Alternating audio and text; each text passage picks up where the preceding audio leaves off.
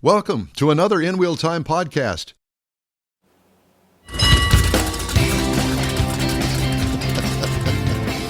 And the chaos continues, ladies and gentlemen. Absolutely.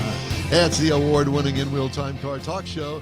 Jeff will have the cruise in and events calendars. I'm going to have a special here on EVs. And Mr. Mars is going to do his driving destinations. It's all coming up in this portion of the InWheelTime Car Talk Show. Thanks for joining us, and howdy, along with Mike out of this world, Mars in Neaterville, Texas. We always need more Jeff Zekin, master studio and transmitter engineer David Ainsley. I'm Don Armstrong. So glad that you could join us on Valentine's Day. If you're listening on a podcast, that's when we have recorded this for you. If you're listening live, well, hugs and kisses. Let's do the story this hour, if you don't mind, because Mars needs some more time to get his act together over there. All right, and we're going to give him that. Automakers are unwinding their electric vehicle bets at a cost approaching, are you sitting down? Yep.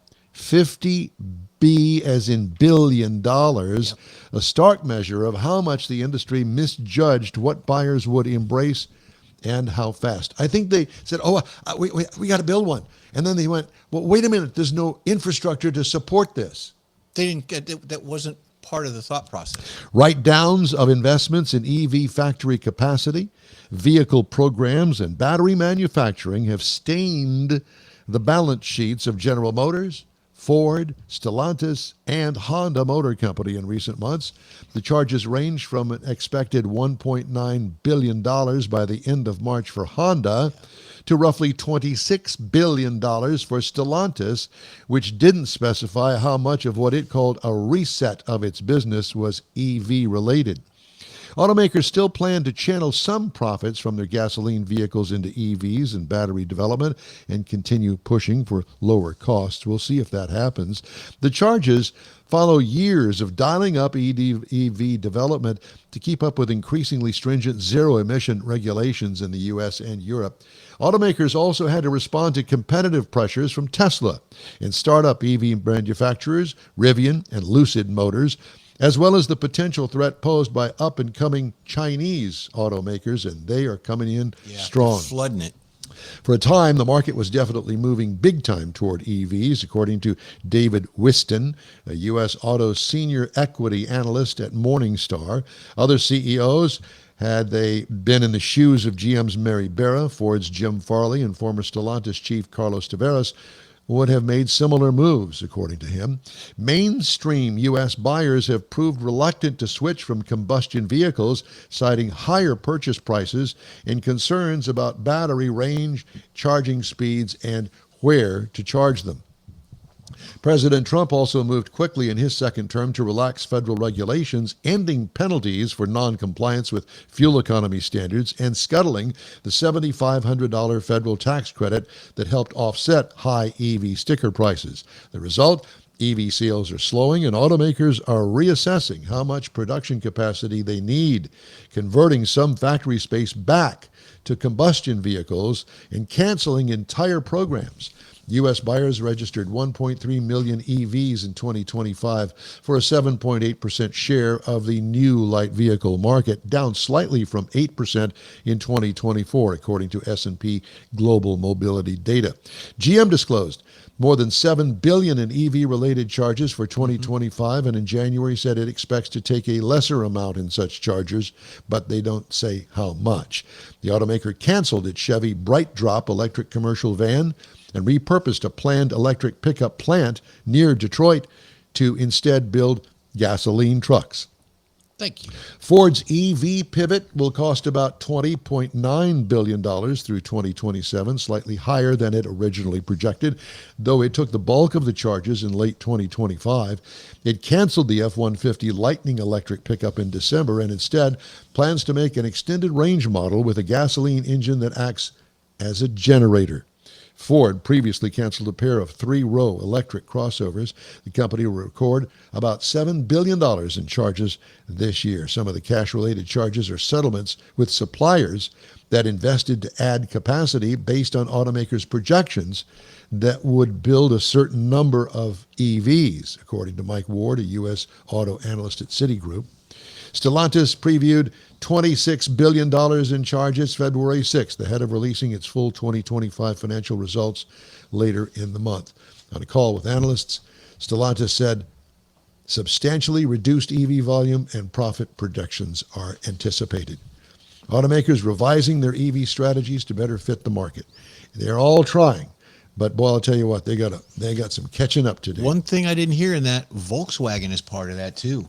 I read in that same similar story that Volkswagen has taken that bus may not be around very much longer. Yeah, the VW mini microbus micro, or whatever whatever they're they calling call it, it. yeah. Right. What a disappointment. It's hard for me to understand, even though they swore up and down that the EV thing was going to go big. If you're going to design something and you've got two forms of powering the vehicles, you got gasoline over here and you got electric over here, why not build a platform that accepts both? Mm-hmm. And that way you've kind of hedged the bet, I think, because if the EV isn't selling this year because it's priced too high, then put a gasoline engine in it. But I don't think that they can do that with everything. No, Some I of them don't are think so. designed strictly for electric power. I think that's true, and they're also trying to look 3-4 years out. They used to plan 5 years out. So if you got the regulators sitting here on top of you saying you've got to meet this criteria by these dates, come hell or high water, we're not giving any slack, then you're kind of forced. They got forced to going into a certain direction and putting those resources in there in a hurry. They didn't really have time to think about it and be logical like you're talking about, I think. Well, did you see some of the size of these battery factories that they're currently building? Huge. Like these ginormous Amazon warehouses that we see around Houston, all over the place. Yeah. These things are like 10 times the size. Yeah. It's like the size of a factory that would turn out a car. And what are they going to do with them if the EV market shrinks enough that they don't need all that capacity? Well, one of them, and I can't say for all of them, but one of them has already said, hey, we've got deals, this battery factory manufacturer, we've got deals with several automobile manufacturers. So at least they hedged their bet as opposed to GM saying, well, we're going to build batteries just for us. Well, that's part of the money they're losing because they had to pay all these vendors off for the contracts that they didn't abide by. That's what that's all about there too. Yeah, I wonder how many whole lot. people lost their Yeah. jobs over this. Probably quite a few. I mean, the ones Not that as said, many as we going to. Right. Well, but- that's true. And it's the money that's the large amount, not the people that's the large amount that are going to lose their jobs. So they're talking about all this inflated money, What there's the folks that work there. I tell you what, I think that the silly thing that Toyota did, 25 years ago? They came out with this ugly little car called a Toyota Prius, and everybody laughed at it and made fun of it and all of that sort of thing. And then here comes GM trying to copy it. And now they're all doing it because it's a hybrid. Mm-hmm. It's got a Right. gasoline motor in it, and it's got a battery in it, and it gets like 50 miles per gallon. Hello. Mm-hmm. Well, a lot of people, including us, were talking about that years ago, that seemed to be the way to go, at least through the transition. And if people would have went that way with a transition plan to go from the hybrid to the plug-in, et cetera, they wouldn't be so deep into it now. And it might save them a lot. Well, Could have. I'll tell But you what has been is what will be. The majority of the cars that I get to drive, I get fortunate that I get to drive a new, different car every week, and people going, how do you get that deal? You don't deserve that. Well, probably don't deserve it. But, back in the day when I was doing this stuff, when I started, what was it, 1999, I think, I got to drive the new Prius.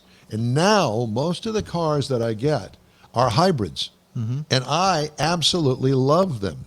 I hate it when I get a pure EV because I don't have the charging structure here at my house.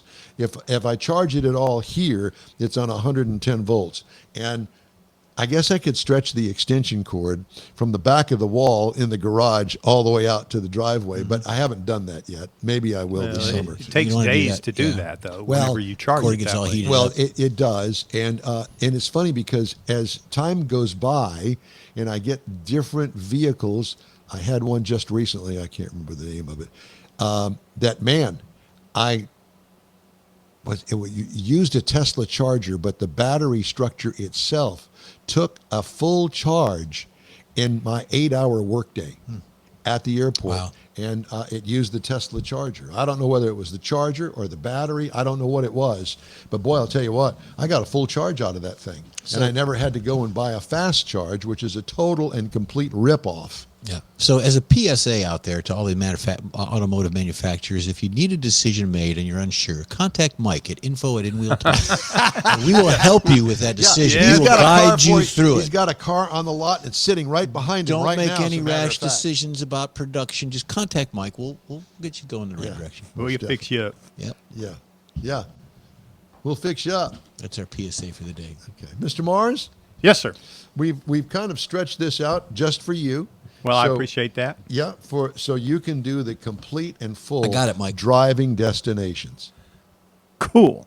Well, I want a disclaimer here on this very first one. I Oh, want to God, put a here we disclaimer go. out Yeah. that we're not encouraging anybody to go road racing or anything like that. But a lot of people do enjoy driving, and they do enjoy the way their car handles in some driving situations, such as FM 170 River Road. Now, this is down in the Big Bend State Park. Now, this is a 30-mile drive that runs between Lajitas and Presidio. But again, this is the Big Bend State Park, not the Big Bend National Park, which is across the highway.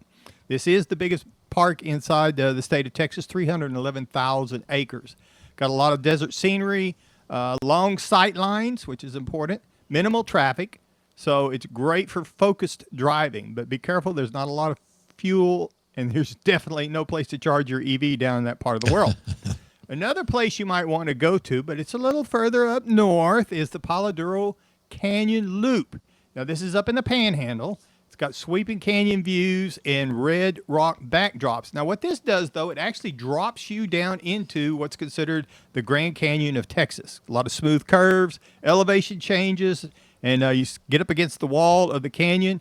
Really nice, and it's perfect for a scenic drive. It's only 16 miles long, but it takes between 60 and 90 minutes to actually make this drive. Wow. And you may have heard of this Palo Duro Canyon because that's where you're going to also find the Texas Outdoor Musical Amphitheater. And I know a lot of people have gone up there to see that musical, and they've never taken this road to drive down into the canyon and stuff, where I think you might enjoy that as well. Then you get a little bit closer to home. We can go to the Devil's Backbone Run, which is Rural Route 32. Now, this goes between Wimberley and Blanco, and it runs a scenic ridge line down through the hill country. And I've been on part of this through the rolling hills and the curves. Got some nice tight bends to go along with the big views on it. And so it's got a lot of flowers during the spring, and it's got an elevated driving experience because of the way the road is laid out. And this is also considered the most haunted road in Texas. Wow. If you want to go hunting for ghosts. Then we get a little bit even closer. Inks Lake. Now, this is near Burnett, and it goes through a lot of the granite that's up there in that part of the world alongside Inks Lake. And it's actually was created as a shortcut, basically, to go from one highway to another and to get to the lake once they did that.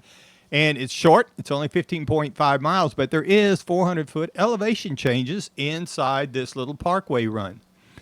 The next one would be on Park Road 37. Now, this is Medina Lake. Now, this is up north of San Antonio. Been up there several times, and this is considered the Nuremberg of Texas. So it's short, but it's got very sharp curves, quick elevation shifts, and there's not much shoulders. You're actually on Highway 16 coming out of San Antonio, headed up towards Bandera whenever you can cut across on this. Then we get to the one that we are closest to and the one that you hear the most about. And this is Twisted Sisters in the Texas Hill Country. Now, this place is legendary, and it was originally called Three Sisters. But because of the curves and the motorcycles and things that go up there on the switchbacks, the blind crest, they've changed it to the Twisted Sisters is what it's more commonly called now. Long sweepers through the ranchland, limestone cliffs. Now, I will say that between 2010 and 2024, there were 259 reported accidents on this road. Wow. 249 were listed as driver cause. 191 left the roadway. 167 involved speeding. Now, this is a very popular place for Come on. motorcycles out there on the weekend. They tell me that there's a lot of them. If you're in your car and you want to experience this roadway, you ought to go during the week if possible. But those are a few of the places in Texas that you can go around and have a little more driver experience in your car if you would like to. Where is Twisted Sisters? It's up north of Wimberley. I'm trying to, and my mind went blank. I'm flipping back around here to it. Okay. And you can go up through there in Green. You go up through Green, and you can find it up through that way. So north of Austin. Yeah, kind of north. Yeah, north and West. yeah. Yeah, it's west of Austin and Wimberley and stuff.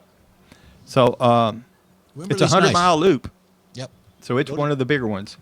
You're probably on some of it, not the actual road, but that type of road when you go up to Wimberley, because there's a lot of that switchback and up in the mountains. And Yes. Yeah. So you get up into the hill country, there's a lot of it's very places pretty. that you can do it.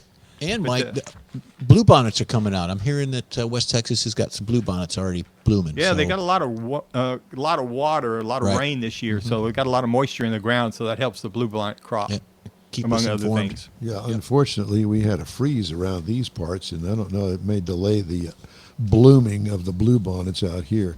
But I will tell you that they're close by the Houston area, Yep. and within an hour's drive, you can have Exactly. whole fields of bluebonnets, and that's Oh, yeah. something else. Maybe that would be an idea for your next driving destination, exactly. the bluebonnet run. Don't pick them. Yeah.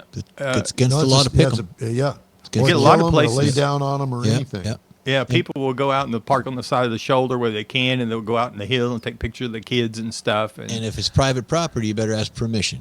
Exactly. And there's a lot of Nobody asks. We're car guys. We don't ask permission. You ask for forgiveness. well, I'm so Yeah. sorry. I didn't know. Get out Most- of here. well, Okay. when you hop the fence and the bull's riding, Yeah, run that's at the problem. You got to that's- kind of look and see what's on the other side of that fence first. All Be right. careful. Coming up, let's see. We're running short of time That's here. okay. Coming up, You're Jeff doing has the good. cruise in and events calendars, and I'll have the stories making automotive news headlines this week. We invite you to stay with us here on the InWheelTime Car Talk Show. We'll be back after this quick break. The Tailpipes and Tacos renowned cruise-in expands to Beaumont. Golden Triangle cruisers will want to experience Tailpipes and Tacos at the Loopy Tortilla, I-10 South in Beaumont near Washington Boulevard. Grab free Loopy breakfast tacos with any donation to Shirley's Kids. Enjoy a coffee or an adult beverage. Every cruise-in vehicle is automatically entered to win one of the beautiful Chili Pepper trophies for Best Hot Rod, Classic, and Modern Classic. Tailpipes and Tacos Beaumont happens Saturday morning, March 21st, 8 to 11 a.m. If you're a car geek like we are, this is the event you'll want to attend. The InWheelTime Car Talk Show will be online live, and you may be interviewed about your ride. Tailpipes and Tacos Beaumont edition, Saturday, March 21st, 8 to 11 a.m. at the Loopy Tortilla, 2050 I-10 South in Beaumont. The Katy Tailpipes and Tacos happens Easter Saturday, April 4th, 8 to 11. The free Tailpipes and Tacos Cruise-In is a production of Loopy Tortilla Tex-Mex, Beaumont, and Katy. Tastes pretty good. Apple or Android, InWheelTime Podcast can be found everywhere, on the stream and through downloads. Whether you're on the road or at home and jonesing for a different kind of car talk show, give InWheelTime a try. Honest new car reviews, fun, informative interviews with real car people, weekly automotive news, features like Jeff's Car Culture and Mike's Driving Destinations, all on InWheelTime. Check us out on SiriusXM Podcasts, iHeartRadio, or while you're shopping on Amazon, through Amazon Music. InWheelTime.com has a list, and we know you love lists.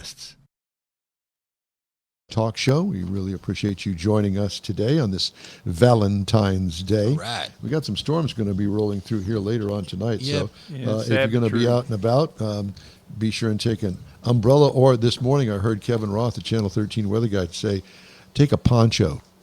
Ah, there Remember you go. ponchos? Poncho. Yeah. Plastic ponchos. You probably got a whole closet full I've of them over actually there, had a Mars. customer I order do. a bunch of them. Really? Catch them every once in a while on sale for $1 a piece. Okay. Well, that's You know, a good to trash know. bag will work just as good. Time now for the Or- cruise yeah. in and events calendars. Here we go. Next Saturday, February 21st, 8 to noon. It's Tint World Automotive Styling Centers. Wait. What'd you say? What did you say? Tint World Automotive He's Styling saying Tint World. Yeah. Tint. Yeah. Yeah, there's an N in there that I think that he kind of skipped over. I got a list. I thought y'all had a new place over there, something I missed. Well, we do, and it's at 553 South Business I-35 in New Braunfels. Oh, yeah. Everybody's going to be rushing up there This now. Tint World Automotive Styling Centers hosts Cars and Coffee on the third Saturday of Jeff, every month. Look at me. Tint. Tint Tint. Tint. There's Okay. an N in there. It's a world. Okay. Anyways, go on out there. It's they support Toys for Tots. The next one, next Saturday, we've got Porsche Car Show. Did I pronounce that right? Porsche Car Show. Porsche. 405 2nd Street in Kemah, down there on the coast. Porsche Car Shows is scheduled Saturday, February 21st at the Classics in Kemah, Texas. It'll feature selections of vehicles, include check-in and staging from 8 to 9. They'll close the check-in at 9. The car show goes on, and they'll be judging about 1 o'clock. It concludes then.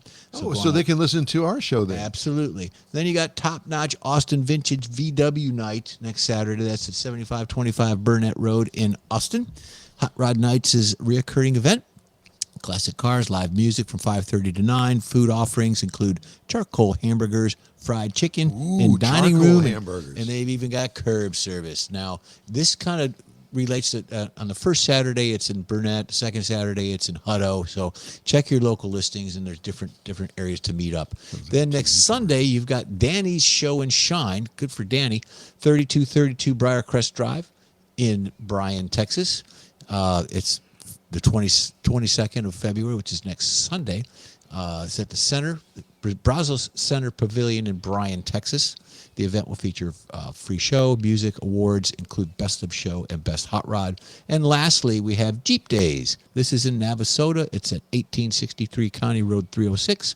Get out there. It goes from 11 to 3:30 p.m. So they've got foods and all kinds of stuff going on out there. Take a trip in your Jeep. Go out, check them out. And I just got a text from my good friend of mine, Candace Thackeray Sneed, who we discussed on this show before. She says, "Happy Valentine's Day, my sweet elementary school friend." Yeah, You. me.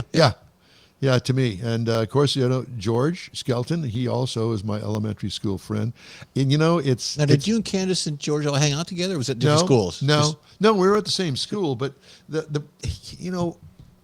in my era, the classes were packed. We had 30 kids Well, at it least. was a one-room schoolhouse. Yeah. It was not a one-room schoolhouse, thank you very much. No, there were lots of kids there, and they brought in shacks, and the shacks were basically World War II bunkhouses that they put in place, like and they Quonset put huts, two classrooms in each darned. one of those. So it dealt with a lot of that, but Well, I did hear from George this week.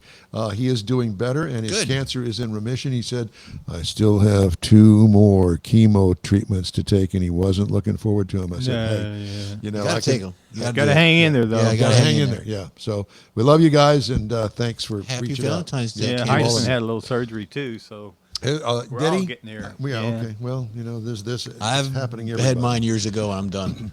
Honda called for a fundamental review of the automobile strategy after mounting losses on electric vehicles drove the company's beleaguered auto business deeper into the red and forced executives to warn of increased incentives and a shift to more fleet sales. Automakers' write-offs and expenses for its premature wager on EVs ballooned to $1.71 billion in the 9 months ended December 31st. Wow. Moody's Ratings downgraded Stellantis, their credit rating, citing the car maker's warning that a recovery in profitability will take longer than expected due to the costs of scaling back its electric vehicle plans. We went over all of this earlier, but to remind you that Stellantis electric vehicle registrations fell last year for the first time in at least a decade following the repeal of the federal EV tax credit. Although the drop was modest, EV registrations declined 0.4% compared with a year earlier to 1.3 million vehicles, according to S&P Global Mobility. EV share of the light vehicle market fell to 7.8% from 8% a year earlier. Holding up the opening of the Gordie Howe International Bridge, as President Trump threatened to do February 10th, would hurt businesses of various industries on each side of the U.S.-Canada border, including the auto industry, experts say. Ongoing battle between the U.S. and Canada has gotten away with a lot of stuff over the years, and so they raised the tariffs on a lot of different things, but there's also the overriding USMCA agreement, Right. And that's U.S. That was and during the Mexico Bush and days. Canada. Yeah. So that kind of rules the car thing. So it's a big mess. With the bridge, each country paid for their side of the bridge. I mean, I don't know why. I just don't get it. I don't know either. And I don't Gordie know Howe either. is an icon. We Come love on. Gordie Howe. I Were met you Gordie living Howe here when I was a then? little kid. Do you remember Gordie Howe when he played for the Houston Aeros in the WHA? And then they brought his sons, Mark and Marty Yep. Howe, and they all skated together in what was the Compact Center. Okay, and I will never forget those. The whole team protected Gordie because he was old. Yeah. And somebody got in a tiff with him from the other team, not realizing that the entire team would come out on the ice and pummel this idiot who got into it with Gordie Howe. And let me tell you something. Gordie Howe, at 50 years of age, could still take care of himself. Well, see, that's very what we well. do. When we go out in remorse, we kind of get around you to protect you that way, too. That's right. For people Right, Mike? wanting to kill Yeah. me, Mars. You hear that? Yeah. So there's that. Robotaxi operators are preparing to scale across the U.S. as Waymo, Tesla, and others battle for early market share, but recent injury crashes and traffic violations are testing public acceptance despite robust safety claims. The industry has seen how quickly public trust can unravel. Uber shuttered its self-driving program after a 2018 fatal crash while testing in Arizona. The Cruise did the same thing after a pedestrian was dragged under one of its cars in San Francisco. So be on the lookout for any of those robo-taxis around. Zook's robo-taxi in San Francisco hit a parked car after the driver opened a door into its path on January 17th. Robo-taxi identified the opening door and tried to avoid it, but contact was unavoidable. And the list goes on and on. I did want to mention that the fact of talking about robo-taxis, new cities for robo-taxis will include Dallas, Houston, Detroit, Nashville, Baltimore, Pittsburgh, and the list goes on and on. We'll have to get back to Wallet Hub after we've had it for a while and see where the worst problems They might be are. working on that now, yeah. Yeah. Newest version of the venerable and top-selling Toyota nameplate will be short one thing that all of its predecessors for the last 25 years have had, an engine. The 2027 Toyota Highlander will have a far more spacious interior than the outgoing model because it will transition to be an electric-only vehicle. There you go. We just had an hour and a half discussion on that. I know Yeah, that. but see, I think that's another one of those things they're in too deep to stop now. I agree. Yeah, it's And very, we'll- I think will you're they right. sell it? Who Yeah. knows? Time will tell. Eventually, you got to cut your losses. Yeah, but I they guess can't so. cut their losses and write it off if they don't try and sell it and prove that it's a loss. We're going to wrap up today's show after this quick break. Stay with us.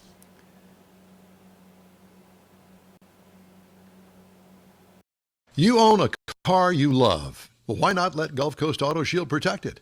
Houstonian John Gray invites you to his state-of-the-art facility to introduce you to his specialist team of auto enthusiasts. We promise you'll be impressed.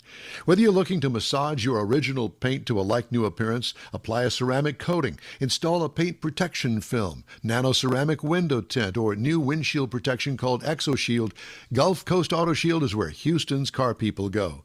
Curbed your wheels? Instead of buying new, why not have them repaired? How about a professionally installed radar detector? Gulf Coast Auto Shield does that too. Get a peek inside the shop and look at the services offered by getting online and heading to gcautoshield.com. Better yet, stop by their facility at 11275 South Sam Houston Tollway, just south of the Southwest Freeway, and get a personal tour. Gulf Coast Auto Shield is your place to go for all things exterior. Call them today, 832-930-5655 or gcautoshield.com. The award-winning InWheelTime Car Talk Show now reaches millions of folks around the globe each year. Check us out on InWheelTime.com, YouTube, Facebook, and don't forget our podcasts. Catch our live show every Saturday, 10 to noon Central Time. The InWheelTime Car Talk Show has informative automotive guests, new car reviews, along with popular features including driving destinations, Jeff's car culture, the latest car news, cruise-ins, and racing days. It's all on InWheelTime.com. Join us. Well, that's all for this week's InWheelTime Car Talk Show. Be sure, I mean absolutely be sure, that you check us out online at InWheelTime.com. We're always looking for new and informative and great automotive things to bring to our global audience. If you have an idea, anything like that, road trip, tall tale, let us know. Our email address is info@InWheelTime.com. Truth or dare? Yeah, there's that.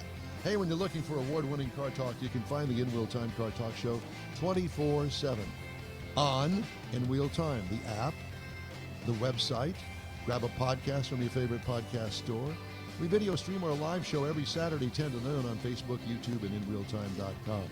The InWheelTime video coordinator is we always need more Jeff Zekin, the booking agent and video editor.